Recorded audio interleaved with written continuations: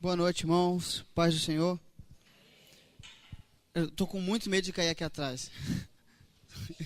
Meu Deus. Gente, vamos abrir as nossas Bíblias no Evangelho de João, capítulo 1, por gentileza. Nós temos alguns minutinhos para falar sobre isso, tá? Sobre o que nós vamos falar. João capítulo 1, versículo 10. Vamos ler a partir do versículo 10.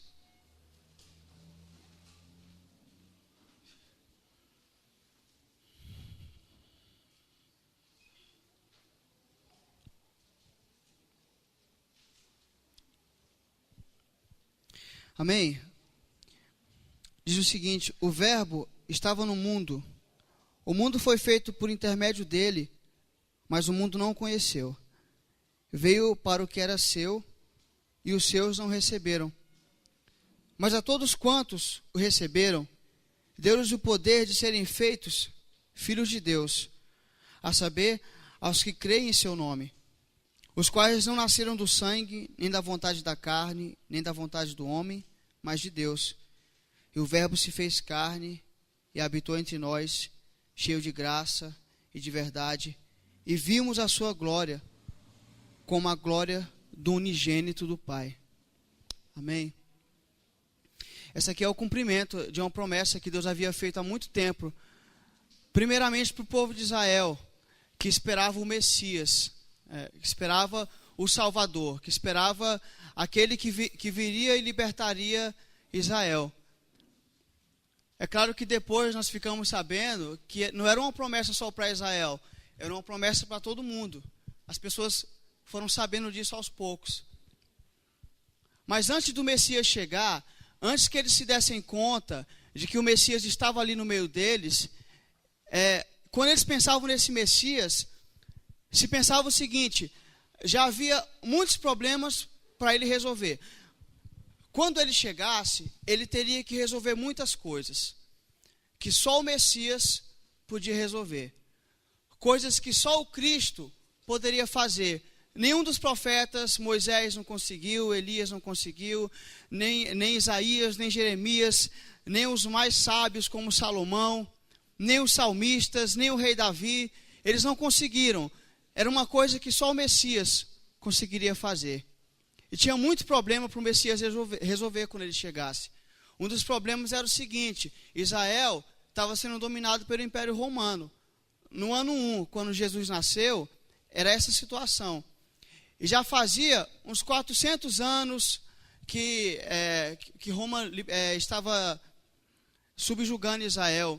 E outras centenas e centenas de anos que Israel nunca mais foi um reino livre. Eles nem eram um reino, eles eram uma colônia, um punhado de judeus naquele espaço minúsculo da Palestina, e eles eram dominados por outras nações.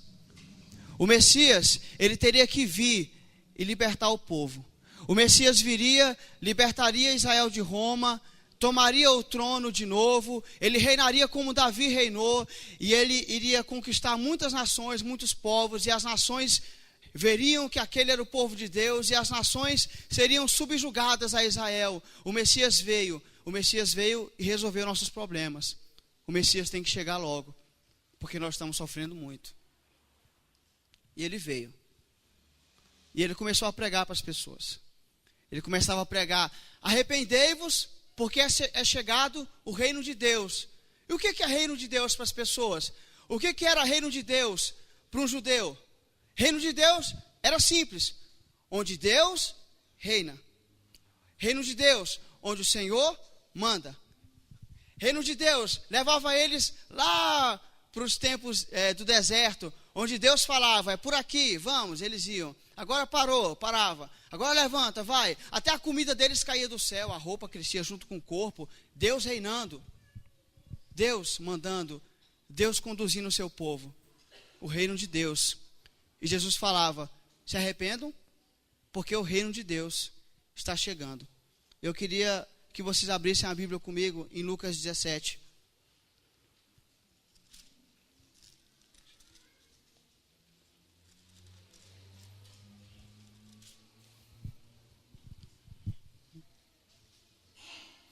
Lucas 17, capítulo 20 e 21.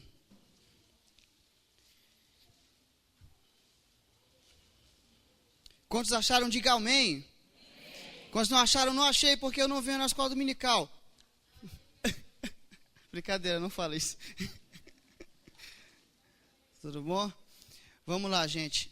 Versículo 20 fala o seguinte: interrogado pelos fariseus sobre quando viria o reino de Deus, Jesus lhes respondeu: não vem o reino de Deus com visível aparência, nem dirão, ei-lo aqui ou lá está, porque o reino de Deus está dentro de vós. Só que Jesus, quando chegou, as pessoas começaram a suspeitar que ele era o Messias, e elas faziam perguntas: você é o Messias? Você é quem? Você é o profeta? Você é Elias? Quem é você? Você é o Messias mesmo? Você é o Cristo? As pessoas viam os milagres que ele fazia, e de repente elas começaram a crer: talvez esse seja o Cristo. Mas aí, o Cristo começava a pregar algumas coisas estranhas sobre o reino de Deus. Primeiro, os fariseus chegaram para ele e falaram assim: quando virá o reino de Deus? O que o fariseu estava falando? Eles estavam perguntando assim: quando é que vai começar o movimento para que Israel se levante como nação outra vez? Era isso que ele estava perguntando.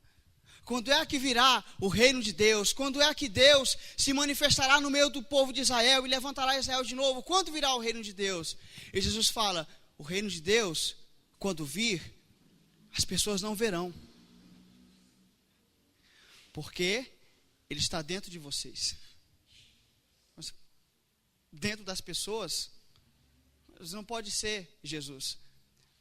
Um reino dentro das pessoas não pode destronar César. Um reino dentro das pessoas não pode tirar Israel do jugo dos romanos. Reino dentro das pessoas.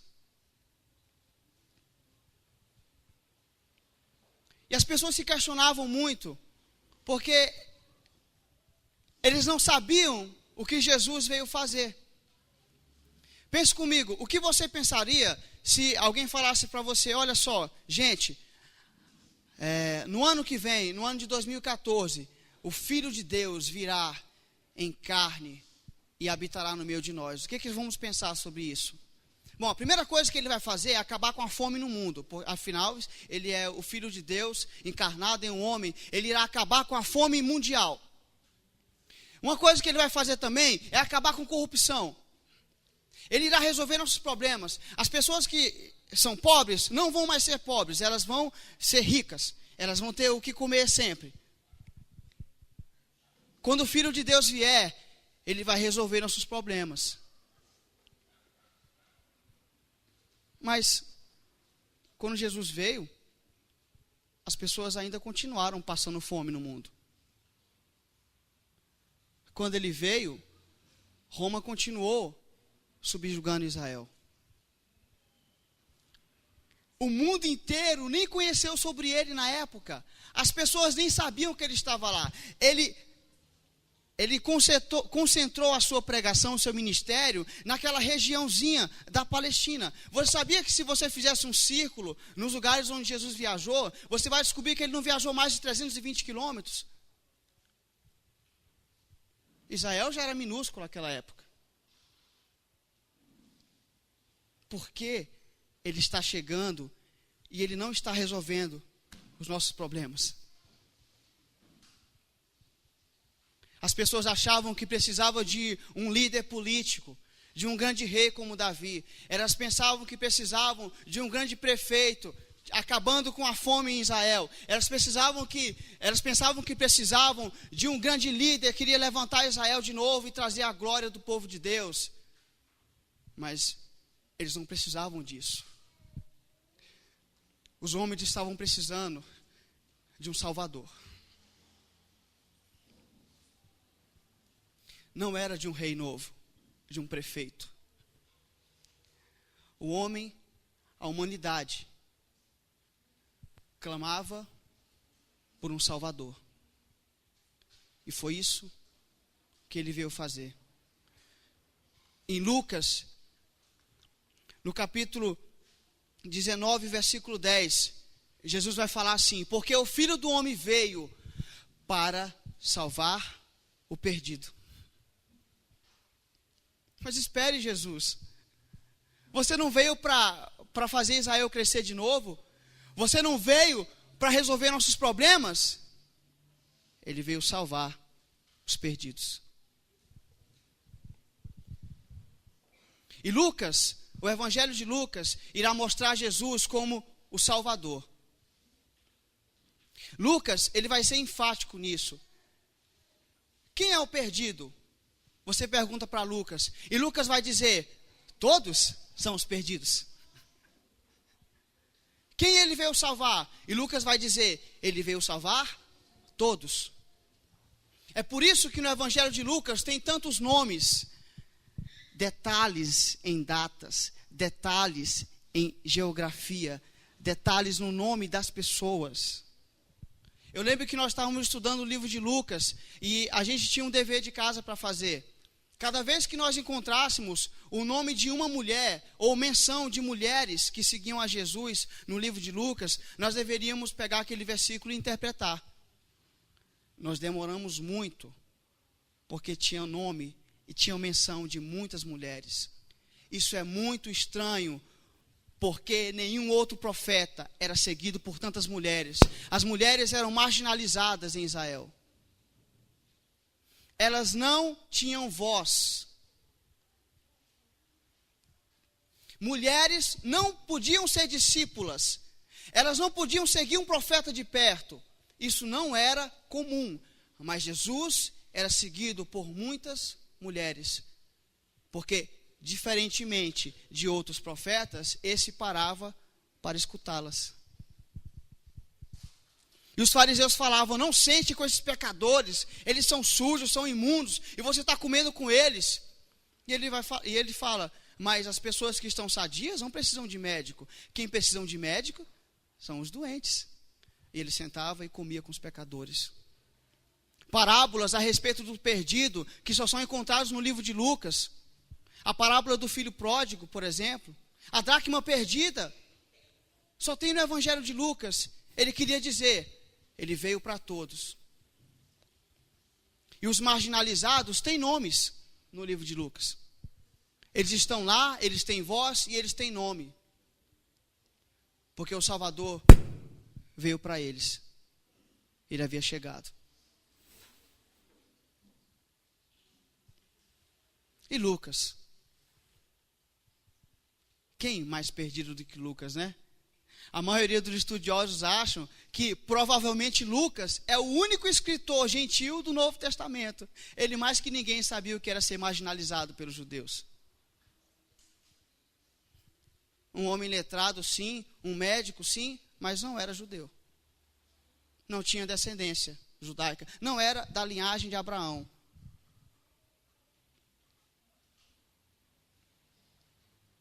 Mas ele foi detalhista. Ele investigou. Ele começou na infância de Jesus, citando nomes de cada um dos perdidos. Cada um deles. Para dizer o que o mundo estava precisando era de um Salvador. E sabe, às vezes, você pode ter chegado aqui pensando que você precisa de um monte de coisa. Você precisa que Deus venha e resolva seus problemas. Você precisa que Ele venha e diga: amanhã vai ficar tudo bem. Você não vai sofrer. Mas é disso mesmo que você está precisando?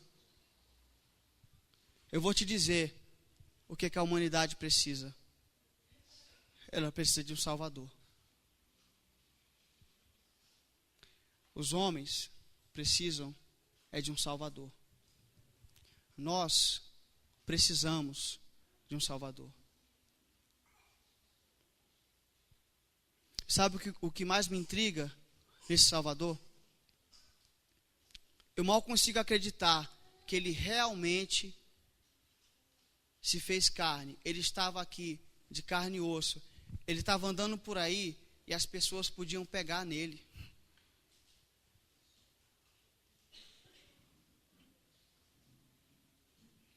chamavam ele de rei, mas que rei estranho que ele era, né?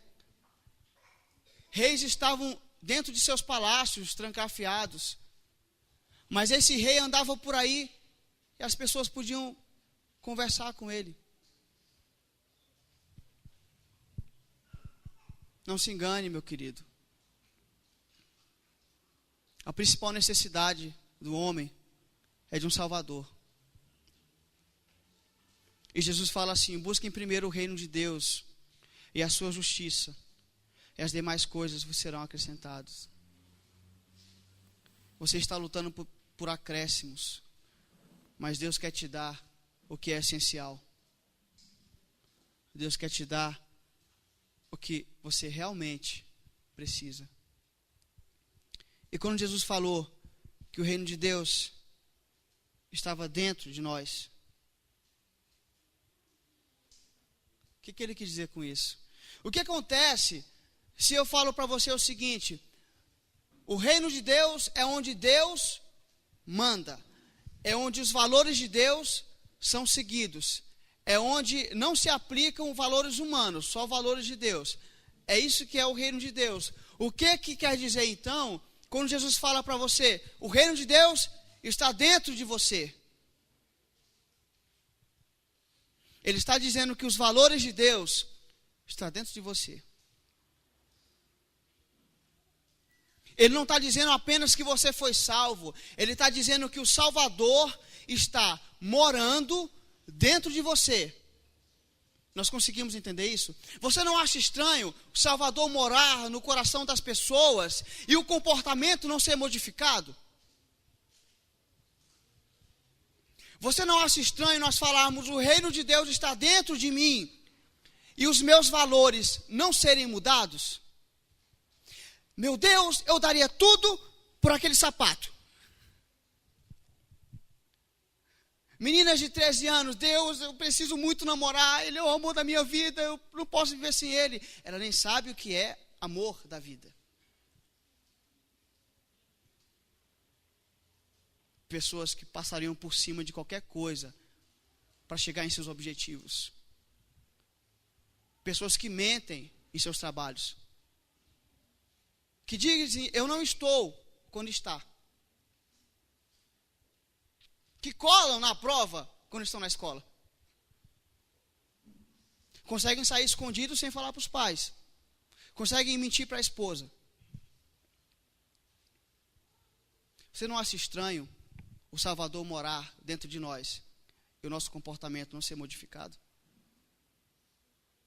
Você não acha estranho o reino de Deus estar dentro de nós e Deus não reinar?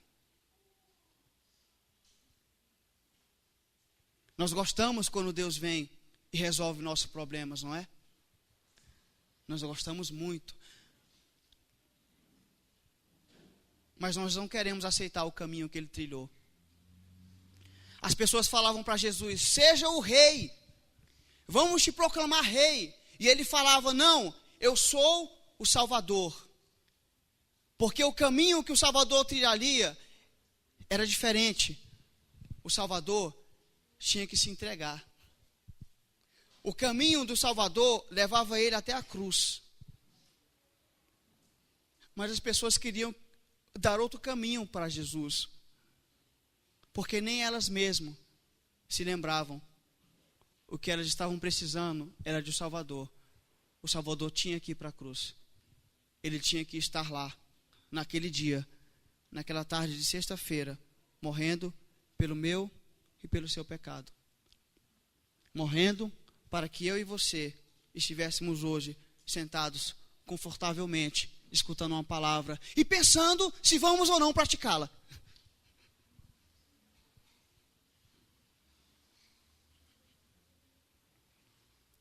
Ele morreu. E Ele não morreu na cruz para te dar o carro do ano. O sacrifício dele não foi para você resolver seus problemas. O sacrifício dele foi para que você fosse salvo. Ele morreu para salvar o gênero humano. Ele morreu porque nós precisamos de um Salvador. A humanidade sempre irá precisar. alguém que nos salve de nós mesmos, alguém que nos salve de nossos pecados, alguém que nos salve da morte eterna. É disso que eu preciso e é disso que você precisa. Por favor, essa noite, enquanto olhamos para o batismo, onde existe a simbologia, morrendo para o mundo e para o pecado, e vivendo para Deus, nascendo outra vez. Ninguém pode ver o reino de Deus, se não nascer da água e do Espírito. Ninguém pode ver o reino de Deus, se não nascer de novo. E Nicodemos pergunta, mas como eu vou voltar para a barriga da minha mãe, se eu sou velho? Jesus, Nicodemos, você é mestre em Israel, você ainda não entende isso. Nós somos velhos em igreja e nós ainda não entendemos isso. Nosso clamor é por um Salvador e não por um super-herói. E eu quero te convidar essa noite, enquanto você olha o batismo, enquanto você escuta algumas palavras, enquanto você é convidado a orar, pense em Jesus essa noite, porque Ele veio por causa de você e por causa de mim. Ele veio para nos salvar. Amém?